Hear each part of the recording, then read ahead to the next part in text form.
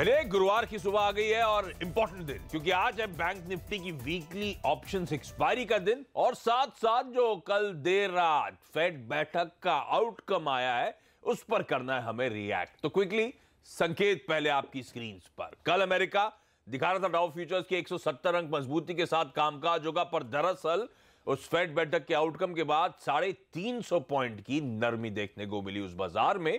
लेकिन इसी के साथ एक पॉइंट ऐड कर दूं, डाउ फ्यूचर्स दरअसल 100 पॉइंट से ज्यादा उछाल के साथ, ध्यान रखें, इस समय कामकाज करते हुए। कल तो पैनिक रिएक्शन था और आज शायद लोअर लेवल से सुधरने की तैयारी कर रहे हैं। वो फेड बैठक इंटरेस्टिंग है, मैं ज्यादा नहीं बोलूंगा, नीरज बाजपेयी के पास चलूंगा, तो नीरज बोलेंगे नहीं उस पर। कच्चा तेल थोड़ा सा उछाल देखने को मिल रहा है और ये भी पॉजिटिव है। इस तरह का गिरावट जो कच्चे तेल में आ रही थी वो दिक्कत वाली बात थी। थोड़ा सा बाउंस और उन्हीं लेवल $57 पर बैरल के आसपास कच्चा तेल कामकाज करता हुआ। और रुपया कल इंटरेस्टिंग था, कल सुबह जब मैं बता रहा था अचानक 30 पैसे का स्लाइड था। रुपया जहां हमने 3:30 बजे छोड़ा था वहीं 5 बजे समाप्ति होती हुई नजर आई है। पर एसजीएक्स निफ्टी अब धीरे धीरे, कल रात में तो प्रेशर बहुत ज्यादा लग रहा था और अब सिर्फ 3/4% की कमजोरी के साथ एसजीएक्स निफ्टी में, ध्यान रखें, इस समय कामकाज होता हुआ 10,900 की तरफ वापस हम बढ़ते हुए इस समय। तो बहुत ज्यादा पैनिक रिएक्शन नहीं है और हमारे इंटरनल कुछ पॉजिटिव्स हैं जो हम लोग अब चर्चा करना शुरू कर रहे हैं, तो उस पर आऊंगा। नीरज जी, पहले एक काम करते हैं, फेड के बैठक का आउटकम समझ लेते हैं, उसके बाद मार्केट्स के रिएक्शन पे जाएंगे। अब वो 1/4% दरों में बढ़ोतरी, वो तो हो गया कमेंट्री, बिल्कुल एग्जैक्टली जो उम्मीद थी। जैसा कल हम आपसे कहते हैं एक हाइक होगी इस साल, आगे के लिए कमेंट्री लोग सुनना चाहते हैं। आगे कमेंट्री वो कह रहे हैं 2019 में 2 हाइक हम कर सकते हैं। तो पहले 3 की उम्मीद थी, अब 2 पे अपने आप आ गए। अब 2 पे अपने आप आ गए। उसमें भी एक राइडर है कि डेटा देख के, क्योंकि जो आउटलुक दुनिया में अब दिया जा रहा है कि जो वर्ल्ड बैंक भी दे रहा है कि थोड़ी नरमी हो सकती है, क्रूड ओपेक ने भी कहा है डिमांड कम होगी, तो 2 हाइक भी डेटा पे डिपेंड होंगी। अगर डेटा सजेस्ट करेगा तो 2 हाइक होंगी। तो इसलिए बाजार निराश इसलिए है क्योंकि ट्रेडर की मानसिकता सब जगह एक जैसी होती है। उनको लगा ट्रंप ने ट्वीट कर दिया है तो अब बिल्कुल कमेंट्री एकदम हो जाएगी, हम अगले साल कुछ नहीं करेंगे, बिल्कुल डविश कमेंट्री उम्मीद एग्जैक्टली। तो ये ओवर एक्सपेक्टेशंस ट्रेडरों की थी, इसीलिए 300 पॉइंट ऊपर से 300 पॉइंट नीचे, 600 पॉइंट का मूवमेंट था ये। लेकिन उससे घबराना नहीं चाहिए क्योंकि एकदम एक्सपेक्टेड लाइन पे है। क्रूड में भी कल थोड़ी सी चाल दिखाई, लेकिन वो फिर से नीचे आ गया, 56 के आसपास ट्रेड का $1.5 नीचे है। तो क्रूड आपके मुताबिक है, फेड के एक्सपेक्टेड जो हाइक है वो आपके मुताबिक है, तो पॉजिटिव है ये एग्जैक्टली। तो भारत जैसे बाजारों के लिए कोई शॉकर नहीं, कोई सरप्राइजिंग नहीं है, सब कुछ आपके जैसे। और कल एफआईआई ने 1200 करोड़ की खरीदारी करी भारतीय बाजारों में।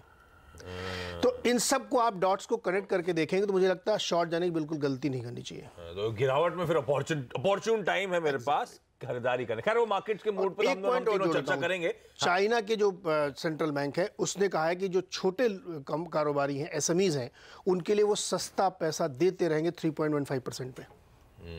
तो जो लिक्विडिटी पंपिंग है वो होता रहेगा, इसलिए चाइना की तरफ से भी दिक्कत नहीं है। लिक्विडिटी पंपिंग हमारे यहाँ भी हो रहा है, हमारे भी ओपन मार्केट ऑपरेशंस बढ़े और अब तो पीएसयू बैंक रिकैपिटलाइजेशन की बात सामने खड़ी है। जीएसटी काउंसिल की बैठक वो परसों आनी है जिसपे आधे दर्जन से ज्यादा चीजों पे जीएसटी कट। तो अंडरलाइंग मोमेंटम स्ट्रांग है, इस बात का आपको ध्यान रखना है। अच्छा, जेरोमी पावेल साहब यानी कि फेड के जो चेयरपर्सन है, उनकी पहले जो कल का क्या उसका एक अंश सुना देता हूं आपको, क्विकली सुनाए। Many FOMC participants had expected that economic conditions would likely call for about 3 more rate increases in 2019. We have brought that down a bit and now think it is more likely that the economy will grow in a way that will call for 2 interest rate increases over the course of next year.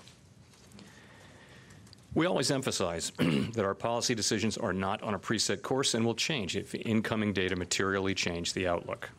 हाँ, देखिए कह रहे हैं अगले साल जो 3 rate hikes की उम्मीद थी वो नहीं होगा, शायद 2 ही होंगी और वो भी डिपेंड करेगा किस तरह से डेटा न्यूज फ्लोज आते हैं। अब जैसे नीरज ने बात छेड़ी ट्रेडर्स की मानसिकता, जो क्या नाम था, ट्रम्प साहब की ट्वीट्स के बाद बाजार मान के चल रहा था कि बहुत डविश कमेंट्री। मैं पढ़ रहा था, पहले वाले स्टेटमेंट था फर्दर ग्रेजुअल रेट हाइक्स, इस बार उन्होंने यूज करा सम फर्दर ग्रेजुअल रेट हाइक। तो सम वर्ड ऐड करा। ट्रेडर्स डिसअपॉइंट इसलिए कि ग्रेजुअल रेट हाइक, वो रेट हाइक अभी भी दिख रहा है, वो होना ही नहीं चाहिए था। इस तरह की एक्सपेक्टेशंस हो गई। तो इस बात का आपको ध्यान रखना है। थोड़ा सा पैनिक रिएक्शन अमेरिकन मार्केट्स में, क्योंकि अमेरिकन मार्केट्स बहुत कुछ डिस्काउंट करके चल रहे थे इसको लेकर, तो इतना जल्दी दिक्कत की बात नहीं। अक्रॉस एशिया एक बार ट्रेड दिखा दें, हल्के लाल निशान के साथ अक्रॉस एशिया कामकाज होता हुआ, तो ये मूड तो ये कल के मार्केट रिएक्शन को बहुत ज्यादा गौज ना करूं, ये जो 300 पॉइंट का दबाव आया है मेरे ख्याल में नहीं करना चाहिए, क्योंकि क्रूड जो हमारे लिए बहुत बड़ा सपोर्ट के तौर पे खड़ा हो रहा है। तो इमर्जिंग मार्केट्स के लिए देखिए यूएस में उनके अंदर हो रहा है, उसका इम्पैक्ट उनके पास होगा क्योंकि वो बहुत ज़्यादा बड़ा भी था, लेकिन हमारे मार्केट ऑलरेडी करेक्टेड है और क्रूड जिसकी चिंता हमें सबसे ज़्यादा थी जो हम देख रहे थे वो हमारे फेवर में अभी तक बना हुआ है। और डेवलप्ड से एक चीज जोड़ता हूँ, डेवलप्ड से डेवलपिंग और इमर्जिंग मार्केट में पैसा आ रहा है, वहां बेच रहे हैं और यहाँ खरीद रहे हैं। वहां नेटफ्लिक्स बिक रहा है, आप देखिए दबाव प्रेशर देखने को मिल रहा है फैंग स्टॉक्स में, और भारत में पैसा आता जा रहा है। 1000 पॉइंट की 2 दिन की गिरावट के बाद कल भारतीय बाजारों ने बढ़िया प्रदर्शन दिखाई है। भारतीय बाजार अकेले नहीं है, सारे इमर्जिंग मार्केट्स में ऐसी तेजी देखने को मिल रही है। तो तेजी तो होगी, जिन्होंने शॉर्ट्स कल नहीं कवर किए थे देखिए वो फंसे हुए हैं। आज कुछ देर का हो सकता है ओपनिंग में मौका मिले और शॉर्ट कवरिंग के बाद वैसे ही होगा जैसा परसों आपने देखा था, खुले नीचे थे और दिन के उच्चतम स्तर पर जाकर समाप्ति हुई थी। तो तेजी होगी आज भी। और सबसे बड़ा इवेंट जो है मेरे लिहाज से, जो आप हेडलाइन में बता रहे थे, वो है सप्लीमेंट्री डिमांड आज जो संसद में पेश होने वाली है। वो हेडलाइन में शायद मैंने कल पढ़ दिया है, वो आज होनी है, वो आज है दरअसल। और आज सप्लीमेंट्री डिमांड जब पेश होगी संसद में, आप सोचिए मई में है राज्यों के मेन 2019 के चुनाव, और 2019 के चुनाव से पहले अगर बैंकों में नकदी डालनी है तो ये आज ही डालनी होगी, अब ये कभी भी आएगा। और रेट कट का होप जो भारत में बना हुआ है, देखिए पैसा जो है वो सस्ता ब्याज दर ढूंढता है, सस्ता ब्याज दर तो यहाँ पर है भारत में, अमेरिका में बढ़ चुका है, तो अमेरिका से पैसा यहाँ आएगा। इसीलिए आप देखिए FIIs की अब बाइंग शुरू हो चुकी है। तो ये एक बहुत ही बढ़िया संकेत है, हमें उनसे नहीं घबराना चाहिए। ये मैं थोड़ा सा ऐड करना चाहता हूँ अपने स्टॉक्स इन न्यूज के अलावा। नहीं, ये हाँ कॉन्फिडेंस बूस्टिंग की जरूरत होती है ऐसे दिनों में, ठीक है। उसमें एक चीज और 30,000 करोड़ की एडिशनल कैपिटल बैंकों के लिए, जो कल SC गर्ग जो अफेयर सेक्रेटरी इकोनॉमिक अफेयर्स, उन्होंने ये बताया बाकायदा रिपोर्टरों को कि 30,000 करोड़ की बैंकों में एडिशनल कैपिटल डाली जाएगी। और GST काउंसिल की बैठक को भूलिएगा मत, इतने तोहफे मिलने वाले हैं भर भर के, उनको किसानों को तो खुश करना ही है। आशीष आप मुझे बताइए, आपको और मुझे नहीं खुश करना क्या? काउंसिल में क्या कंसेंसस नहीं होता? कांग्रेस वाले स्टेट्स कम है दरअसल, ज्यादातर बीजेपी है। अब देखिए, लेकिन आपको और मुझे नहीं खुश करना क्या? हम वोटर नहीं है क्या? देखिए, आपने बड़े वाले अगर कॉर्पोरेट्स को लोन में माफी कर दी, किसानों को कर दिया, हम मिडिल क्लास, हम आपका क्या? हमें भी तो खुश करना है। इलेक्शन तो हमारे लिए भी उतना ही फायदेमंद है, तो उसको कैसे खुश करेंगे आप? जब तक आप चीजें सस्ती नहीं करेंगे तो आप ये सोचिए। बीजेपी के लिए सपोजिटली मिडिल क्लास ही है जो उनका वोट बैंक है ना, खुश करना जरूरी। तो चलिए, तो ये GST काउंसिल की बैठक अहम। आपका हमारा कर्ज तो माफ नहीं कर सकते, कम से कम चीजें तो सस्ती कर सकते। मैंने सोचा था बॉम्बे छोड़ के वापस MP चले जाऊं, क्या पता फार्म लोन में आ जाए मेरा होम लोन। सबसे इंपॉर्टेंट इवेंट है, आप सोचिए सैटरडे को ये होगा और मंडे को गैप अप होगा फिर से, और उसके बाद ट्यूसडे की छुट्टी है। शॉर्ट कवरिंग अब 4 दिन बचे हैं बस, मैं इसलिए बार बार कह रहा हूँ। 11,200 तक की तैयारी हो रही है, ये नोट कर लीजिए, 11,200 निफ्टी पर। अरे वाह, तो ये मोमेंटम इंटैक्ट रहना है। ये कमजोरी हमारे लिए खरीदारी करने के बेहतरीन मौके, हमारी अपनी इकोनॉमी के underline current, underline momentum strong होता हुआ। मैं हेमंत के पास जाऊं स्टॉक्स इन न्यूज के लिए, उससे पहले अब GST की बात हमने छेड़ी दी है, तो GST काउंसिल की बैठक में क्या क्या हो सकता है, किन आइटम्स पे रेट्स रिड्यूस करने की हो रही है तैयारी। आपको याद होगा प्रधानमंत्री का बयान आया था 22 दिसंबर को होने वाली GST काउंसिल की बैठक से उम्मीदें उसके बाद बहुत बढ़ती हुई। 22 दिसंबर मतलब परसों, शनिवार को यह बैठक होनी है। तो मेरे सहयोगी लक्ष्मण रॉय आपको जानकारी देंगे इस काउंसिल की मीट में क्या एक्सपेक्टेड है। 22 तारीख को होने वाले GST काउंसिल की बैठक में कौन कौन से सामान पर GST की दरें घटाई जाएंगी, उसकी लिस्ट अभी भी तैयार हो रही है। लेकिन सूत्रों से जानकारी मिली है करीब आधा दर्जन सामान पर GST की दरें घटाई जा सकती है। मिसाल के तौर पर छोटी मझौली गाड़ियों के जो टायर होते हैं, उन टायर पर GST की दरें घटाई जा सकती हैं। अभी इन टायर पर 28% का GST लगता है, उसे घटा करके 18% किया जा सकता है। इसी तरह ई-रिक्शा पर के जो टायर हैं उस पर GST की दरें घटा करके 5% तक की जा सकती हैं। साथ ही साथ बड़े बड़े टेलीविज़न, कंप्यूटर, एयर कंडीशनर, इस पर भी GST की दरें घटाई जा सकती हैं, ताकि रोज़मर्रा के सामान में जो लोग इस्तेमाल करते हैं उनके लिए थोड़ा सा बड़े बड़े टेलीविज़न हो या फिर कंप्यूटर हो या फिर एयर कंडीशनर हो, ये सस्ते हो सके। तीसरा जो आइटम है वो काफ़ी महत्वपूर्ण है, वो है रियल एस्टेट सेक्टर या फिर कहें हाउसिंग सेक्टर। हाउसिंग सेक्टर को बढ़ावा देने के लिए सरकार अलग अलग विकल्पों पर विचार कर रही है। मिसाल के तौर पर सीमेंट पर GST की दरें घटाने का प्रस्ताव है, इस पर भी चर्चा हो रही है। फिलहाल सीमेंट पर 28% GST लगता है, इसे घटा करके 18% करने पर चर्चा हो रही है। हालांकि वित्त मंत्रालय का एक धारा यह मानता है कि सीमेंट पर जीएसटी की दरें घटाई गई तो काफ़ी ज़्यादा राजस्व का नुकसान होगा। हालांकि इस पर अंतिम फैसला जीएसटी काउंसिल की बैठक में लिया जाएगा। इस तरह दूसरा प्रस्ताव यह है हाउसिंग सेक्टर से जुड़ा हुआ कि हाउसिंग पर जीएसटी की दरें जो अभी 12% है उसे घटा करके 8% कर दिया जाए, या फिर 12% से घटाकर सीधे 5% कर दिया जाए, लेकिन 5% करने के दौरान फिर इनपुट टैक्स क्रेडिट यानी आईटीसी ना दिया जाए। तो इस तरह से अलग अलग विकल्पों पर विचार हो रहा है। लेकिन प्रधानमंत्री के बयान के बाद 22 तारीख को होने वाली जीएसटी काउंसिल की बैठक से उम्मीदें काफी ज्यादा बढ़ गई हैं। बहुत उम्मीदें बढ़ती हुई और ज्यादातर आइटम जो हायर स्लैब्स में उन पर रिडक्शन होता हुआ नजर आएगा। टायर्स और साथ साथ ध्यान रखें, जैसे अक्षपन कह रहे हैं, हाउसिंग और रियल एस्टेट को बढ़ावा देने के लिए कई सारे स्टेप्स उठाए जा सकते हैं। तो इन पॉकेट्स को आज आप अपने रडार पर रखें। ये गिरावट शायद अपॉर्चुन टाइम होगा वापस बाजार में एंट्री पाने का। चलिए क्विकली आगे बढ़ते हैं। हमने जीएसटी रिलेटेड तो कई सारे सेक्टर्स की बात करी, लेकिन आज के टॉप स्टॉक्स इन न्यूज कौन से हैं हेमंत?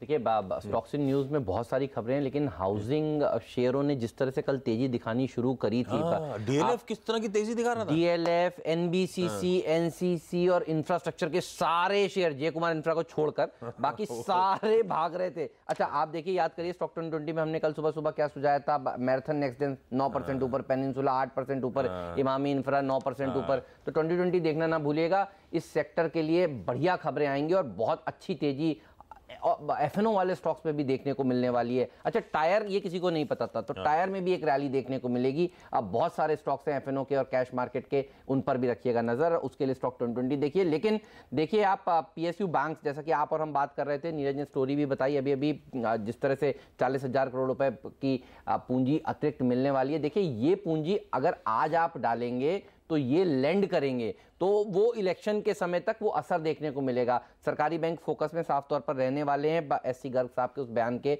बाद। एलेंबिक के लिए खबर आई है कि यूएसएफडीए जांच के बाद फॉर्म 483 जारी नहीं हुआ है, तो ये एक अच्छी खबर मानी जाएगी। टाटा मोटर्स ने कीमतें बढ़ाई हैं। एमएनएम ने पहले ही कह दिया था कि 1 तारीख से के बाद जनवरी में हम कीमतें बढ़ाने वाले हैं। दरअसल ये एक मार्केटिंग स्ट्रैटेजी होती है इन कंपनियों की कि दिसंबर वाली गाड़ियां फटाफट बिकें, और ये बिकती हैं। ध्यान रखिए, बड़े डिस्काउंट दिए जाते हैं। तो ये टाटा मोटर्स के लिए थोड़ी फौरी राहत, इसलिए क्योंकि इनकी दिक्कत दूसरी है, इनकी दिक्कत ग्लोबल मार्केट्स की ज़्यादा है। लेकिन बाकी सारी ऑटो कंपनियों के ऊपर रखिएगा नज़र।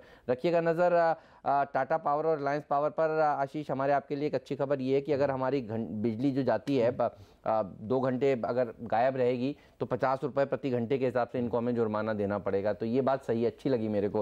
हालांकि इसकी चर्चा पहले से भी चल रही थी। तो फिंगर्स क्रॉस बिजली चली जाए पूरी सोसाइटी जानी चाहिए। आप अपनी बत्ती बजा के चले जाएंगे तो उसकी गारंटी नहीं है। पूरी सोसाइटी की, पूरे इलाके की जाएगी तो फिर ये देंगे आपके बिल में। ये अच्छी बात है। और ये डिस्कशन पेपर बहुत समय से चल रहा था, अब इन पर रखिएगा नजर। जेएसडब्ल्यू स्टील का प्लांट मंजूर हुआ है। इस जेएसडब्ल्यू स्टील जैसे स्टॉक्स पर भी रहेगी नजर। एनसीएलटी ने अप्रूव किया है रेजोल्यूशन प्लान, तो ये रेजोल्यूशन प्लान मंजूर होने के चलते इस स्टॉक में भी एक्शन देखने को मिल सकता है। ओके, तो तमाम ये स्टॉक्स जिनको आप अपने रडार पर रखें, tyre, housing companies, real estate से जुड़ी कंपनीज। लेकिन क्विकली आज के ट्रेडिंग बेट्स। एसएमसी ग्लोबल ये मानता है कजरिया सिरेमिक्स खरीदारी करने के मौके 490 के टारगेट्स। मोतीलाल ओसवाल सिक्योरिटीज कहते हैं आईजीएल में दाव लगाइए, खरीदारी करिए 276 के टारगेट्स। और ट्रेड स्विफ्ट ब्रोकिंग का मानना है साउथ इंडियन बैंक खरीद के चलें 16 रुपए 70 पैसे के लक्ष्य के लिए। तो तीनों के तीनों ध्यान रखें बाय कॉल्स आते हुए। लेकिन आज दिग्गज ब्रोकरेजेस के रडार पर क्या है ये बताने के लिए आप वरुण जुड़ते हुए। वरुण हाई, गुड मॉर्निंग, बताएं। गुड मॉर्निंग आशीष। देखिए सबसे पहले तो आरबीआई ने जो ओएमओ के बारे में बताया था, जो ओएमओ लाने वाले, इसको लेके Bank of America Merrill Lynch काफ़ी बुलिश है। इनका कहना है कि इससे जो लिक्विडिटी क्रंच है वो काफ़ी हद तक हटेगा और नए गवर्नर के आने के बाद ये जो स्टेप उठाया गया है वो काफ़ी बेहतर है और इससे इनका कन्विक्शन और बढ़ जाता है कि फेब या अप्रैल में 25 बेसिस पॉइंट के आसपास का रेट कट आने वाला है, ये तय है। इसके बाद आते हैं स्टॉक्स पे। तो कोल इंडिया पे एचएसबीसी ने कवरेज शुरू की है, लेकिन सेल का कॉल दिया है। 199 रुपीज़ के प्राइस टारगेट है। इनका कहना है कि इस कंपनी का एक ही काम है, सस्ते दामों पे इंडियन पावर सेक्टर को कोल सप्लाई करना, अपने प्रॉफिट के बारे में नहीं सोचना। केवल एक कैश है जिसके ऊपर लोग बेट करते हैं, लेकिन जिस तरह से केपेक्स कर रहा है और डिविडेंड दे रहा है शायद वो भी नहीं बचे, और इसके लिए सेल कॉल दिया गया है। और सबसे आखिरी में इस साल के one of the worst performer जय कुमार इंफ्रा पे सिटी खरीदारी की सलाह दे रहा है। 327 रुपीज़ के प्राइस टारगेट है। इनका कहना है कि कल जो ऑर्डर मिला उसके चलते इस कंपनी की जो ऑर्डर बुक है वो काफ़ी स्ट्रांग इनको लग रही है, अर्निंग विजिबिलिटी है, और इसी के चलते बाय कॉल दे रहे हैं 327 का प्राइस टारगेट। ओके, चलिए यहां पे क्विकली एक छोटा सा ब्रेक के उस पार कमोडिटी करेंसी मार्केट्स की टॉप स्ट्रैटेजीज।